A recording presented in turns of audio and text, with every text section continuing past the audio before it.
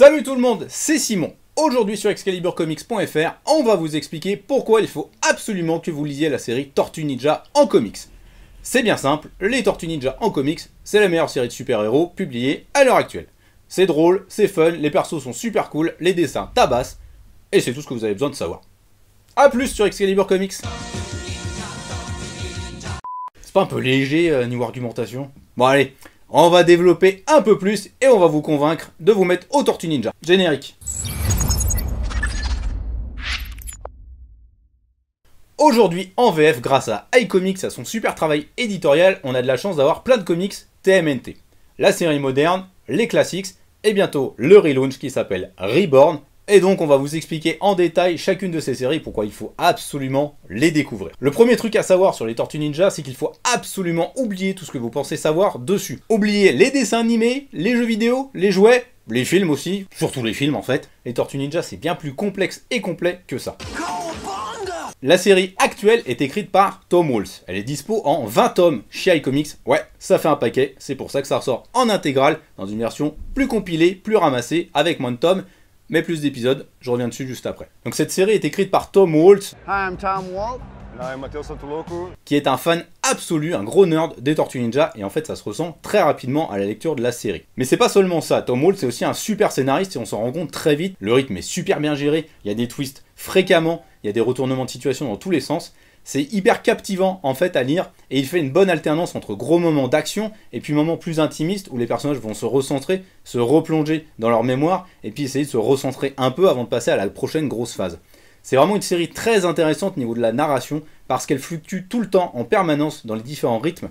Et c'est ce qu'on apprécie en fait quand on lit les comics, notamment les super-héros de chez Marvel ou de chez DC Comics, c'est justement ces ruptures de ton et ces changements de rythme permanents qui nous permettent d'apprécier la lecture et de mieux appréhender l'histoire dans son ensemble. Les personnages sont vraiment au centre de la série, il y a évidemment les gros événements qui arrivent à chaque fois et qui sont super intéressants et passionnants à découvrir, mais c'est vraiment les personnages, que ce soit les 4 Tortues Ninja finalement, ou bien tout le casting secondaire, chacun de ces personnages va être hyper bien travaillé, hyper intéressant à découvrir ou même à redécouvrir, parce que finalement Tom Waltz va réinventer la mythologie des Tortues Ninja. C'est ce que je vous disais tout à l'heure, tout ce que vous pensez savoir sur les tortues, il faut complètement l'oublier, parce que Tom Waltz revisite ça de fond en comble, à commencer par la relation entre Shredder et Splinter, le père spirituel des Tortues Ninja. Il y instaure toute une dimension mystique héritée du folklore japonais, et franchement, c'est hyper intéressant à découvrir. Moi, c'est un des aspects qui m'a vraiment conquis lors de ma lecture. On y découvre plein de nouvelles choses sur l'univers des Tortues Ninja, et franchement, c'est passionnant. Et finalement, même un méchant au look de Ninja Wish comme Shredder devient hyper intéressant, bien plus profond et complexe que le simple bourrin habillé en violet moche qu'on peut avoir d'habitude. Donc c'est vraiment captivant à suivre. Et puis, si vous avez déjà lu les 20 tomes, vous ne serez sûrement pas intéressé par le format intégral, parce que finalement, vous avez déjà lu toute la série principale. Mais cette publication intégrale est intéressante à plus d'un titre. Déjà parce qu'elle va permettre de boucher certains trous dans l'histoire, dans l'intrigue, des zones d'ombre en fait, et ça va permettre d'approfondir un petit peu l'univers en le densifiant, en rajoutant certains spin-offs et certaines mini-séries qui ont été publiées à côté de la série principale. C'est intéressant, mais c'est pas nécessaire. Donc si vous avez déjà finalement les 20 tomes, plus le tome Villains et Heroes, finalement vous embêtez pas forcément à racheter l'intégrale. Sauf si vous êtes complétiste absolu, comme moi. Mais ça, c'est si vous êtes complètement malboule. Je suis Zaza! Je suis Zaza! Déjà le bouquin, franchement, il est super beau, c'est un format souple un peu à la Chronicles, donc franchement c'est hyper agréable au toucher, il y a un vernis sélectif, Raphaël est en relief dessus, donc franchement c'est un bouquin qui est déjà super beau. Mais en plus, il va vous permettre, si vous ne vous êtes jamais lancé dans la série principale, de vous y mettre, et de vous y mettre de la meilleure des façons en commençant directement par le début. Parce que c'est un petit peu le problème avec la série principale, elle commence sur un tome 1 qui n'en est pas vraiment un. Jusqu'à maintenant, je conseille généralement aux gens de commencer par le tome 2, parce que c'est un grand moment, et ça fonctionne aussi comme un relaunch, on peut se lancer dedans tranquillement. Moi, c'est ce que j'ai fait, j'ai pas eu de mal à raccrocher le wagon et à comprendre ce qui se passait. Mais avec le format intégral, vous pouvez commencer directement au tome 1, vous aurez tout le début, vous aurez même des micro-séries sur les origines des tortues, donc franchement, c'est le meilleur moyen de vous y mettre. Et finalement, la série actuelle de Tom Waltz, au-delà de son rythme super bien géré, de ses personnages passionnants, c'est aussi une série qui opère finalement un très bon mix entre l'ambiance sombre et sérieuse des versions classiques, et puis ce qu'on connaît d'un peu plus jovial et humoristique, hérité du dessin animé des années 90. C'est un mix parfait, et dedans il y a des thèmes qui sont assez sérieux. Ça aborde notamment toute la question en fait, de l'héritage et du poids de la transmission. C'est-à-dire, est-ce que des enfants sont capables de se départir de l'héritage que leurs parents veulent leur imposer? C'est finalement tout le cœur même de la série qui va durer pendant donc ces 20 tomes en cartonné, ou bien normalement 12 ou 13 tomes mais bien 14 en intégrale. Et finalement, c'est le sujet vraiment central de ce que fait Tom Waltz. Il questionne vraiment le poids de la famille et à quel point parfois une famille ça peut être un peu pénible à supporter. Et les personnages existent vraiment là-dedans, ils vivent des moments de tension, ils se remettent en cause à plusieurs instants, et c'est franchement passionnant à suivre. Et puis sur ExcaliburComics.fr, on est un petit peu généreux, on est un petit peu des gros fanboys des Tortues Ninja. Du coup, l'intégrale, vous pouvez l'avoir, ou n'importe quel produit Tortues Ninja, vous pouvez avoir des superbes marque-pages qui sont juste là. On vous met les codes, comme ça vous pouvez choisir le marque-page que vous souhaitez avec votre tortue préférée. Soutenez un peu Donatello, on a l'impression qu'il est mal aimé. Why is it always me? Ensuite, il va y avoir le relaunch des Tortues Ninja, la série qui s'appelle Reborn chez iComics et qui commence au mois d'août 2023. Donc ce sera peut-être déjà sorti au moment où vous regarderez cette vidéo. Ce relaunch est géré par Sophie Campbell, donc vraiment un nouveau changement de scénariste. Et Sophie Campbell, c'est une dessinatrice qui a opéré sur la série principale, notamment dans le tome 4, Northampton, qui est mon tome favori de la série, comme ça vous le savez. On est vraiment ici sur un relaunch, c'est-à-dire qu'il s'est passé des grosses choses à la fin du run de Tom Waltz, à la fin du 20e tome, enfin tome 19 plutôt, et donc il s'est passé des grosses choses, vraiment Tom Waltz a bousculé le statu quo, il y a 3 gros événements majeurs qui se sont produits, et ça a vraiment tout chamboulé le monde des tortues. Mais Sophie Campbell est suffisamment intelligente pour nous réexpliquer ce qui s'est passé et nous remettre dans le bain tout doucement. On est vraiment ici sur une ambiance narrative très différente. Dans ce premier tome, on se rend compte que Sophie Campbell est vraiment très attachée aux personnages. Elle se focalise énormément sur eux, et c'est eux finalement qui vont driver toute l'intrigue, c'est eux qui vont la faire avancer au fur et à mesure. Donc on est vraiment sur quelque chose de très différent de ce que Tom Waltz, où Tom Waltz alternait entre gros événements et moments plus calmes avec les personnages, qui faisaient le point sur leur situation avant de passer à la prochaine grosse étape. Ici, avec la lecture de ce tome 1, on se rend compte que ce sont vraiment les personnages qui sont au cœur de l'intrigue, et c'est eux qui vont très certainement produire les futurs gros événements qui vont arriver. En tous les cas, ce sont leurs actions, par leurs actions, à un rythme plutôt lent, en tous les cas plus lent que ce que Tom Waltz a développé, que les événements majeurs vont arriver. Donc franchement, soyez prévenus, c'est un changement narratif assez majeur. Moi personnellement, ça m'a captivé parce que j'adore tout simplement suivre ces personnages. C'est des personnages très intéressants, très attachants, et Sophie Campbell se met dans la droite lignée en fait de ce que Tom Waltz avait fait. Donc franchement c'est passionnant. En plus le premier tome est dessiné par Sophie Campbell, elle a un trait très doux, très rond, presque manga en fait sur certains aspects, et franchement c'est de la bombe à regarder. Moi j'adore son trait, il me conquiert absolument, vraiment je le trouve génial. Les personnages ils sont hyper expressifs, c'est super beau, et les découpages en action sont géniaux.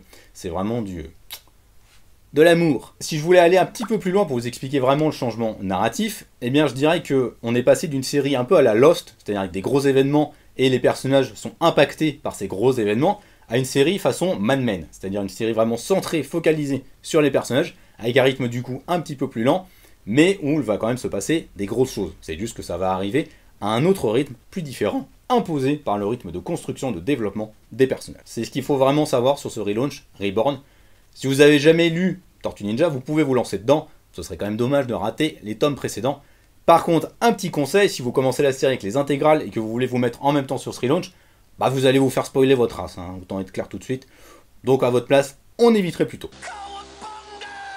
C'est impossible de parler des Tortues Ninja sans mentionner la version classique, les origines par Eastman et Laird. Alors moi, à titre personnel, la version classique, je l'ai découvert sur le tard. Je l'ai découvert en fait finalement cette année, après avoir lu la série moderne, parce que j'ai envie de replonger à l'origine de ces personnages que j'adore, les Tortues Ninja.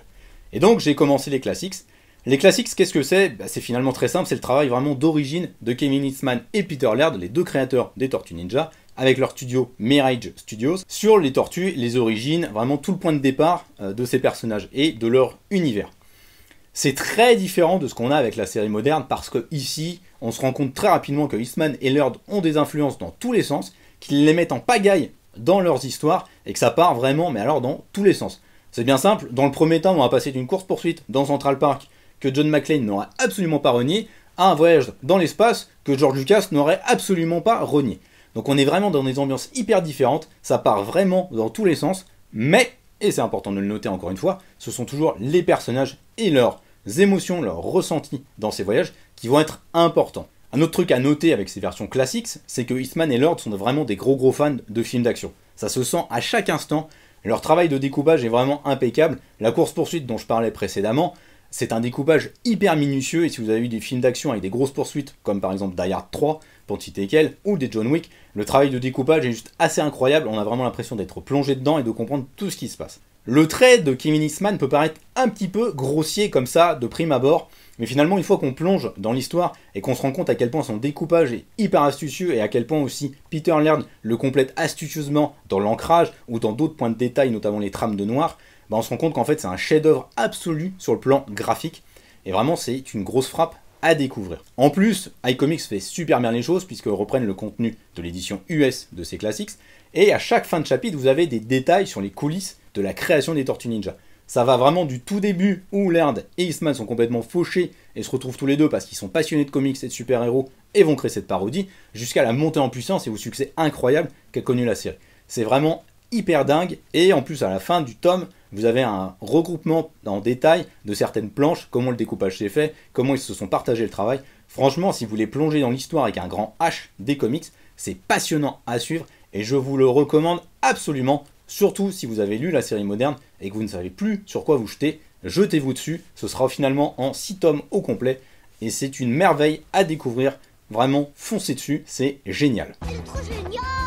En bonus, pareil, on ne peut pas l'occulter vu le succès que ça a eu à la fois chez nous, mais plus généralement aussi parce que c'est tombé en rupture à une vitesse incroyable, 2 fois en plus, c'est The Last Ronin. The Last Ronin qui est juste là avec sa couverture magnifique et son rouge brillant, franchement super beau. Et puis, cette litho n'est-elle pas magnifique? Sur Excalibur Comics, on est super content que The Last Ronin ait grave marché. Déjà parce que les Tortues Ninja finalement méritaient d'avoir un tel succès, et puis tout simplement parce que les comics Tortues Ninja sont incroyables, je pense que vous l'avez compris avec ce que j'ai dit précédemment. The Last Ronin, c'est vraiment une petite pépite, c'est un récit que vous pouvez lire sans avoir lu autre chose sur les Tortues Ninja finalement.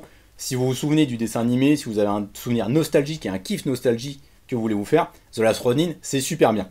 Vraiment incroyable à découvrir. C'est finalement The Dark Knight Returns façon Tortues Ninja. Ici, à l'équipe créative, on retrouve Tom Waltz et Kevin Eastman qui s'associent tous les deux sur ce scénario-là.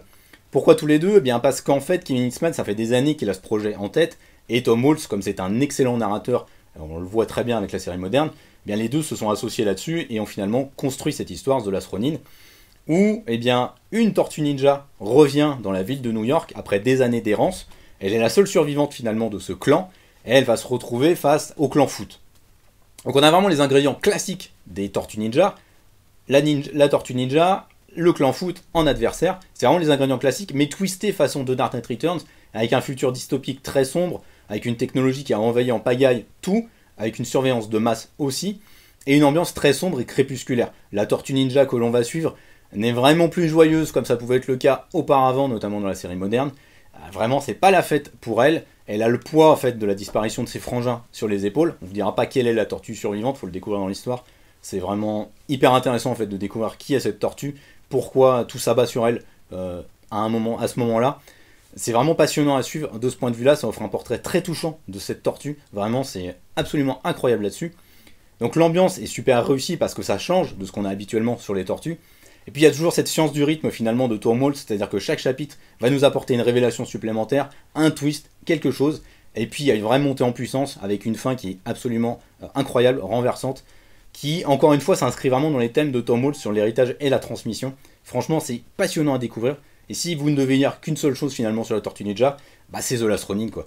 Et puis évidemment c'est sur Excalibur Comics parce qu'on vous offre une litho. Donc voilà, The Last Ronin c'est vraiment incroyable à découvrir, vraiment ça a été un coup de cœur absolu dans l'équipe. Ça veut dire beaucoup parce qu'on est déjà des gros fans des Tortues Ninja à la base. Donc vraiment foncez dessus si vous n'avez pas encore eu l'occasion de découvrir ce récit. C'est de la frappe atomique, c'est super beau, c'est super bien dessiné encore une fois, parce que là c'est Eastman qui fait le storyboard et le découpage, c'est un autre artiste, un autre dessinateur qui s'occupe des crayons, des crayonnages à l'intérieur, mais vraiment c'est assez incroyable, il y a une fluidité, une lisibilité dans l'ensemble, c'est vraiment une dinguerie absolue à découvrir. Vous l'avez compris, je pense, tous les comics TMNT édités chez iComics sont absolument à découvrir. C'est vraiment à chaque fois des petits bijoux narratifs avec des trouvailles visuelles dans tous les sens. Et puis comme on le disait, rien que découvrir la version classique, c'est une plongée dans l'histoire avec un grand H des comics. Donc vraiment, ne passez pas à côté, vous le regretteriez très fortement, surtout si vous aimez les histoires classiques de super-héros. Les Tortues Ninja portent en elles tous les thèmes habituels des super-héros, simplement elles ont aucune limite La seule limite, c'est la créativité des artistes qu'ils ont impliqués dedans. Et franchement, ce serait dommage de passer à côté de la meilleure série de super-héros publiée à l'heure actuelle en France. On se dit à très bientôt sur excaliburcomics.fr. N'oubliez pas de vous abonner à la chaîne. Vous pouvez évidemment commenter. Vous pouvez aller sur excaliburcomics.fr. Toutes les sorties TMNT sont regroupées dans le volet personnages sur le site. Donc vous avez accès absolument à tout. Les comics iComics et puis les comics aussi de chez Vestron, puisque Vestron réédite en ce moment les adaptations du dessin animé. Et puis ils vont aussi publier les adaptations des films. Donc vraiment, si vous avez envie de vous faire des kiffs nostalgie sur les TMNT, c'est la meilleure période pour y aller. On vous souhaite de bonnes lectures et on se dit à très vite sur excaliburcomics.fr. Ciao!